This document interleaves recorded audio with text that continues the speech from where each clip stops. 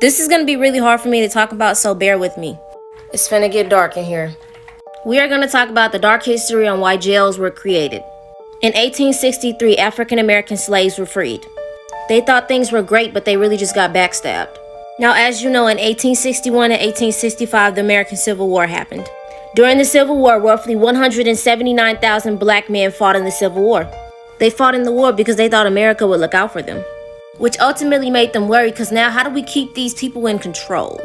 The government needed a way to create peace, to keep the white people happy, but also take care of the African American citizens that just got freed. Before the 1890s, where they started the Prison Act, jails and prisons tend to look like houses. Some like this. After the American Civil War, the number of U.S. penitentiaries in the South and West spiked. So, who y'all finna put in there? After this, a lot of African Americans were locked up. Their inmates population surpassed 30,000. By 1880s, African Americans became the major inmates. They were backstabbed. You're telling me that they helped fight the war and then they were falsely imprisoned to do more labor? Convicts, who were originally slaves, dug levees, laid railroad tracks, picked cotton and mined coals for private companies and planters. Mostly false imprisonment or doing more time than they deserved. Innocent man locked up for 37 years. 1944, George Steeny, 14-year-old, electrocuted and he was innocent. We're still living in this dark history, and Joe Biden played a part in it.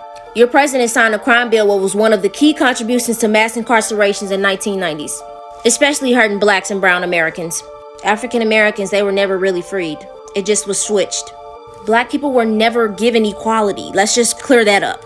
African Americans have been fighting for decades for equality from the government. Everybody be safe out there.